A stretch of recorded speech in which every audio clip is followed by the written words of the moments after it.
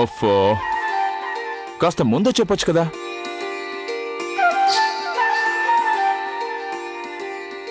నాన్న, poem book కాదు, story book పెట్టండి.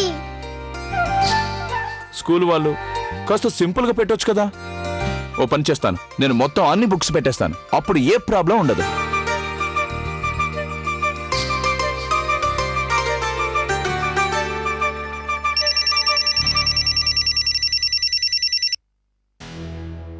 చెప్పు చరణ్. నాన్న, రేపు నేను టిఫిన్ ఏం తీసుకెళ్ళను? అను ఒక నిమిషం. చెప్పు చరణ్. నేను నాన్న, చెప్పినట్టుగానే. చెప్పు నాన్న. అను ఒక నిమిషం. చెప్పండి నాన్న. ఒక్క నిమిషం ఊరికే ఉండలేవా? ముఖ్యమైన విషయం మాట్లాడుతున్నాను కదా.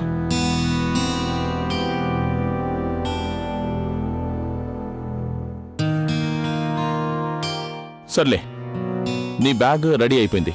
ఇక రేపు నీకు టిఫిన్కి ఏం కావాలి?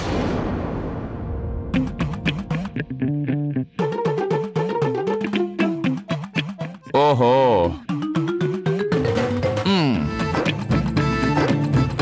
అనుకి నాన్నపై కోపం వచ్చింది.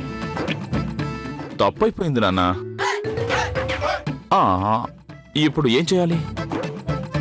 ఏం చేయాలి? ఏం చేయాలి? ఏం చేయాలి? ఓపెన్ చేద్దాం.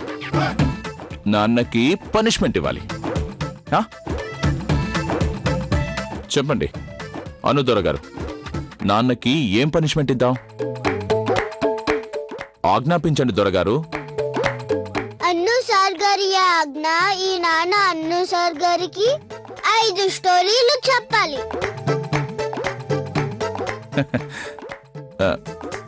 స్టోరీస్? ప్రతిరోజు స్టోరీసేనా? ఈరోజు వెరైటీగా ఏమైనా చేద్దామా? వద్దు, నేను స్టోరీనే వింటాను.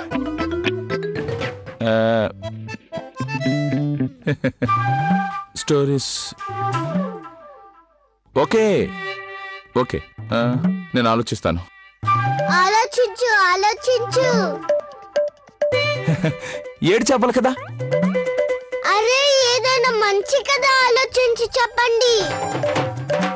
స్టోరీ చెప్పక తప్పదా? నాకు ఏ కథ గుర్తుకు రావడం లేదాను, తల తిప్పేస్తుంది. నేను ఇక్కడ ఇబ్బంది పడుతుంటే నన్ను చూసి నువ్వు నవ్వుతున్నావా?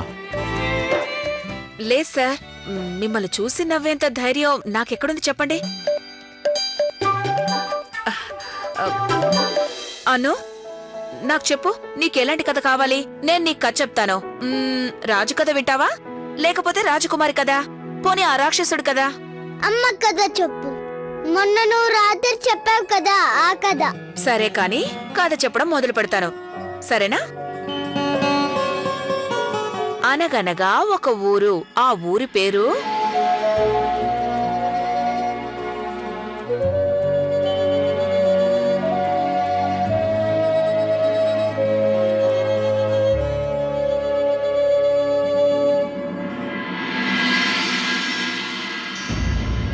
తన గతం తన జీవితంలోకి మళ్ళీ వస్తూ తన ప్రేమ మళ్ళీ తన భార్యను తన జీవితంలోకి తీసుకొస్తుంది.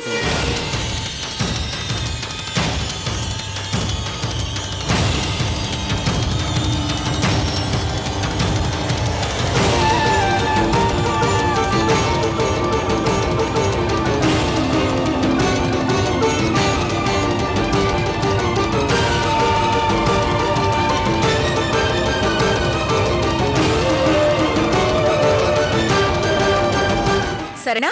ఇక కథ కంచుకి మనం ఇంటికి, సరేనా? కాని ఇక పడుకో. పడుకో పడుకో.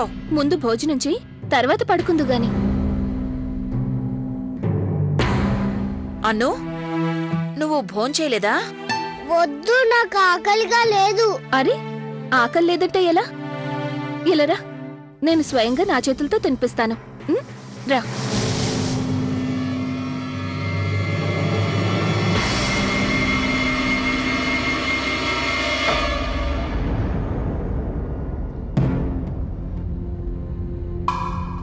మీ మమ్మీ కూడా నీకిలాగే తినిపించేది కదా? ఎక్కువగా తను నీకేం తినిపించేది? బెండకాయలు, ఎందుకంటే నాకు అవి చాలా ఇష్టం. మరి పప్పు? తను నీకు పప్పు కూడా తినిపించేది కదా? అమ్మ నాకు నెయ్యేసి పప్పు కూడా తినిపించేది, ఇంకా కర్రీ కూడా.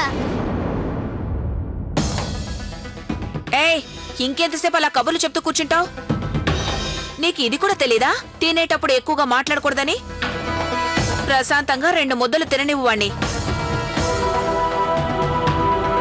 అన్ను నువ్వేం కంగారు పడుకో, నువ్వు ప్రశాంతంగా తిను, సరేనా? రేపు నేను నీకోసం స్వీట్స్ తయారు చేస్తాను. నువ్వు మళ్ళీ మొదలు పెట్టావా? నీకు నేను చెప్పింది కొంచెమైనా అర్థమైందా లేదా? చూడండి, నాకు మీతో మాట్లాడడం ఇష్టం లేదు. మీరు అనవసరంగా నాతో గొడవ పెట్టుకోవడానికి ప్రయత్నిస్తున్నారు. నీతో మాట్లాడాలని నాకు సరదా ఏం లేదు.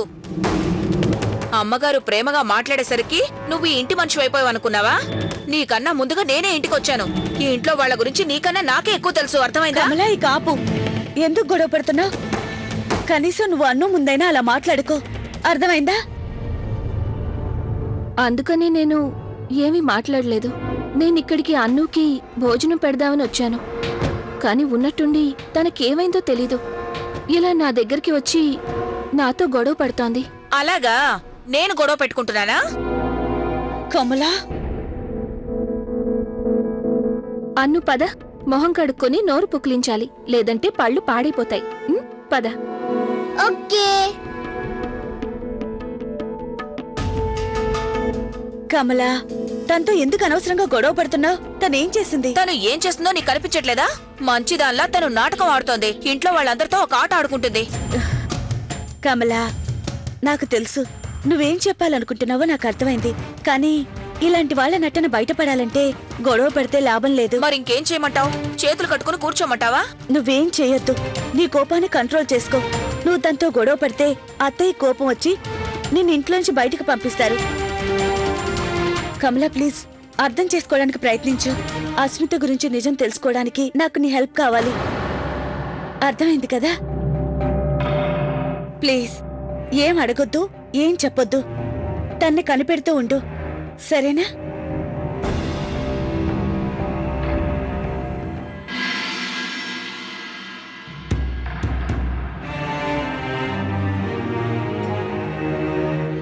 అరేరే, ఏం చేస్తున్నావమ్మా? నువ్వు పక్క బయట వేసుకుంటున్నావేంటి? ఏమైంది అస్మిత? ఏమీ లేదండి, నా వల్ల మీ ఇంట్లో వాళ్ళు ఇంకా మీ బంధువులు ఇబ్బంది పడడం నాకిష్టం లేదు. బంధువులా? నువ్వు కమల గురించి మాట్లాడుతున్నావా? నాకు తెలుసండి, తనకి నేనంటే ఇష్టం లేదు. తనని ఇబ్బంది పెట్టడం కూడా నాకు ఇష్టం లేదు. అందుకనే నేను ఇలా బయటకొచ్చి పడుకుందా. ఆగు, అలాంటి అవసరం ఏమీ లేదు. ఒక్క విషయం, కమల అసలు మా బంధువే కాదు. దీన్ని పట్టుకో. ఇంకొక విషయం, తనకి నువ్వంటే ఇష్టం లేకపోతే నువ్వెందుకు బయట పడుకోవడం? తనే ఇక్కడ పడుకుంటుంది.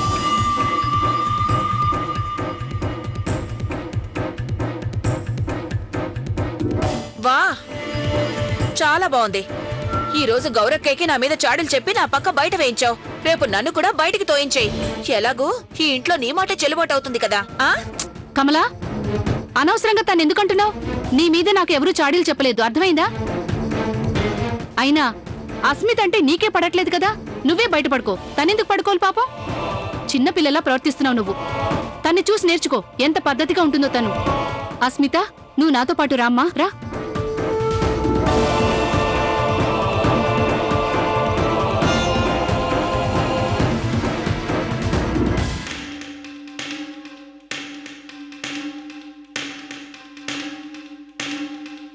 చూసావు కదా, పశువు కన్నా నీచంగా చూస్తున్నారు నన్ను ఇంట్లో. ఎవరు చూసినా ఆ టక్కులాడి మాయలో పడి నన్నే అంటున్నారు. అదే అర్థం కావడం లేదు. ఇంట్లో అందరికీ ఏమైందో? ఆ ముక్కు మొహం తెలియని అమ్మాయిని ఎంతో పరిచయం ఉన్నట్టుగా ఏం చెప్పినా నమ్మేస్తున్నారు. ఇదంతా దాని అమాయకమైన మొహం ఉంది చూసావా, దానివల్ల. అందరూ అంటుంటారుగా, పైన ఒకటి లోపల ఇంకొకటి ఉంటుందని. తాను కూడా అలాంటిదే. నంబర్ 1 కేడి. లేదు లేదు, తను అలాంటిది కాదు. ఓ లవ్లీ, నువ్వు తన రూపం చూసి మోసపోకు.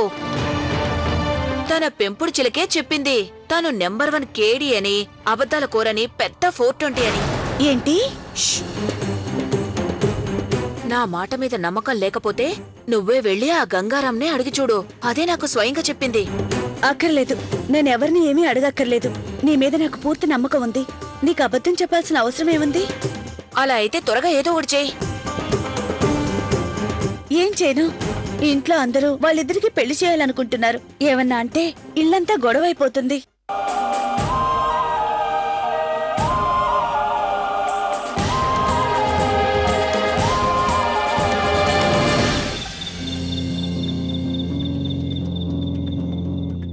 ఆ అస్మిత గురించి కనుక్కోవడం నేననుకున్నంత సులభం కాదు.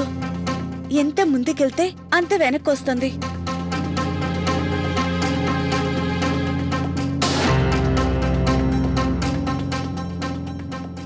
లవ్లీ, నాకు కూడా ఏం అర్థం కావట్లేదు. ఈ ఆత్మగీత్మలు ఉన్నాయంటే నాకు కూడా నమ్మకం కలగట్లేదు. ఇవన్నీ మనల్ని పిచ్చివాళ్ళం చేయటానికే. నువ్వు చెప్పేది కరెక్టే కార్తీక్. మొదట్లో నేను అలాగే అనుకున్నాను. కానీ రాను రాను అస్మిత బిహేవియర్ చాలా కన్ఫ్యూజన్ కి గురి చేసింది. అప్పుడప్పుడు నాకు కూడా అనిపించేది సిమ్రాన్ అక్క నా కళ్ళ ముందే ఉందని. దీని వెనుకున్న రహస్యం ఏంటో అర్థం కావడం లేదు. అదే మనం తెలుసుకోవాలి. అది కూడా వాళ్ళిద్దరి పెళ్లి కన్నా ముందే. అవును, తనేం మాయ చేసిందో కానీ అత్తయ్య తన మాయలో పడిపోయారు. వీలైనంత త్వరగా వాళ్ళిద్దరు పెళ్లి చేయాలి అంటున్నారు. లవ్లీ తను అమ్మ. ఎలాగైనా తన బిడ్డ సంతోషంగా ఉండాలనుకుంటుంది. మా అమ్మ ఉద్దేశంలో అస్మిత శివాజీ అనే జీవితంలోకి వచ్చి సిమ్రన్ వదిన లేని లోటు తీరుస్తున్నకుంటుంది. వీటన్నిటి గురించి నేనిప్పుడు ఆలోచించడం లేదు కార్తీక్. నా ఏం ఒక్కటే, తన గురించి నిజం తెలుసుకోవాలి. కానీ ఎలా? ఒక పని చేద్దాం, వెళ్ళి తనతో మాట్లాడదాం. తన గురించి ఏమన్నా తెలుస్తుందేమో. అయ్యో, తనతో మాట్లాడి ఏం లాభం? తనకే ఏమీ తెలియట్లేదు. నువ్వు చూస్తూనే ఉన్నావు కదా. ప్రతి చిన్న విషయానికి కంగారు పడి అలా చూస్తూ ఉంటుంది. అదే నేను తెలుసుకోవాలనుకుంటున్నాను. కంగారు పడటం, గాబరా పడడం నిజమా లేక అబద్ధమా అని. తనతో మాట్లాడితే తన గురించి కొంచెమైనా తెలుస్తుంది కదా. నీకు తనపై అనుమానంగా ఉందా? అంటే నీ ఉద్దేశంలో తను ఇదంతా కావాలనే చేస్తుందనే? అదే తెలియడం లేదు కార్తీక్. ఈ ప్రశ్నలన్నిటికీ సమాధానం తనే చెప్పాలి, లేదా ఆ భగవంతుడు చెప్పాలి. మనం ప్రయత్నించి చూద్దాం. అంతకుమించి ఏం చేయగలం? పద.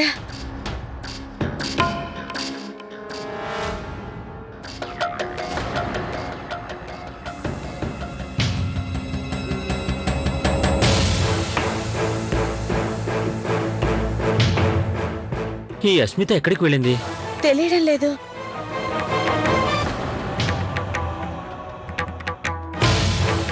లవ్లీ, లవ్లీ కిటికీ ఓపెన్ చేస్తుంది.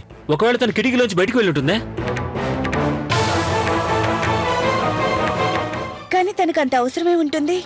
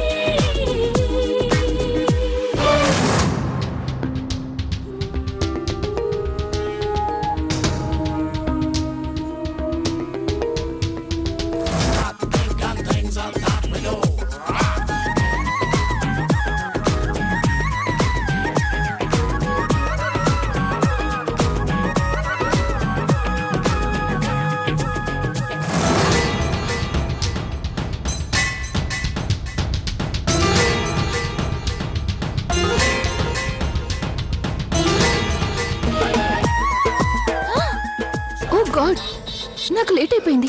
నేను వెంటనే ఇంటికి వెళ్ళిపోవాలి. ఒక్క నిమిషం. అన్నిటికంటే ముందు నేను ఈ అవతారాన్ని మార్చాలి.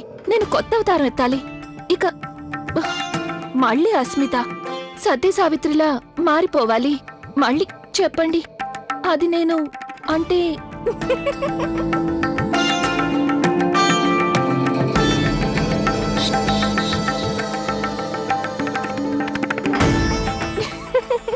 ఏ అస్మిత, ఏమైంది? అరే పదా, నాకు చాలా ఆలస్యం అయిపోయింది. బాయ్.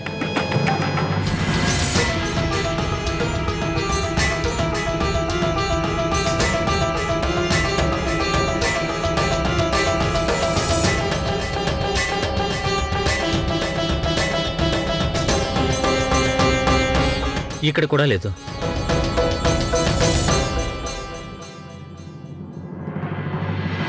మొత్తం ఇల్లంతా వెతికాను, తను ఎక్కడా కనిపించలేదు. లవ్లీ, ఇంకా మనం లేట్ చేయకుండా వెంటనే వెళ్ళి అమ్మ నాన్నకి ఈ విషయం చెప్పడం మంచిది. సరే పద.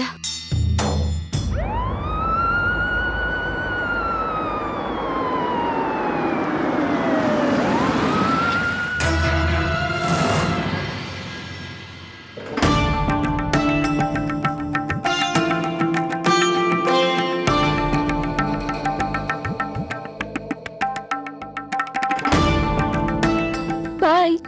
అరే, నువ్వు గీత నుండి సీతలా మారిపోయావేంటి? చూడు బాబు, ఇప్పుడు నేను ఇక్కడి నుంచి వేరే పార్టీకి వెళ్ళాలి. అదే ట్రెడిషన్ పార్టీ. అందుకే ఇలా సతీ సావిత్రిలా మారాను. నిజం చెప్పాలంటే ఇలా కూడా నువ్వు చాలా హాట్ గా ఉన్నావు. You two. బాయ్.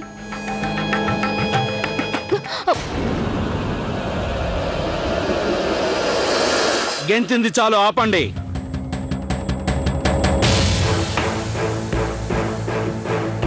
మీ అందరికీ బాగా ఎక్కువైనట్టుంది. ఎక్కిందంతా దించేస్తాను. ఏయ్, ఎక్కడికి వెళ్తున్నావు? వెళ్ళి అక్కడ నిలబడు. ఏమైంది సార్? ఏంటి విషయం? ఇక్కడ డ్రగ్ సప్లై అవుతున్నట్లు మాకు ఇన్ఫర్మేషన్ వచ్చింది. బ్రౌన్ షుగర్ కూడా తీసుకుంటున్నారంట. లేదు సార్, నేను ఇక్కడ ఉండగా అలాంటి పని చేసే అవకాశం ఎవరికి ఉండదు సార్. వచ్చే ముందు ప్రతి ఒక్కరిని చెక్ చేసి లోపల పంపిస్తాం సార్. ఇలాంటి స్టోరీస్ ఇంకెవరికైనా చెప్పు. నా దగ్గర పక్కా ఇన్ఫర్మేషన్ ఉంది. ఇక్కడ డ్రగ్ సప్లై అవుతున్నట్టు నాకు బాగా తెలుసు. ప్రతి ఒక్కరిని చెక్ చేయండి. ఎవ్వరు తప్పించుకోకూడదు. వీళ్ళకి ఎక్కిన మత్తు దిగిపోవాలి. Okay sir.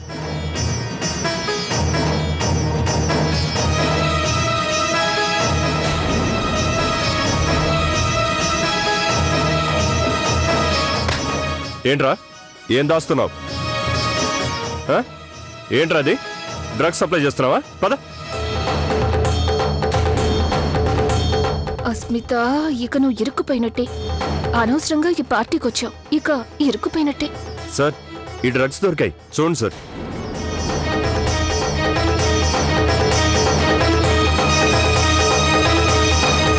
ఏం మేనేజర్, ఏంటిది? సార్, వీళ్ళని స్టేషన్ తీసుకురండి. వీళ్ళందరికీ మత్తు అక్కడ వదిలిస్తాను. పదండి. Okay sir.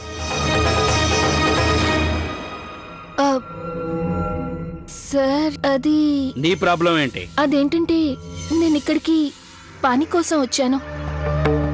నేను వంట పని అవి చేస్తూ ఉంటాను.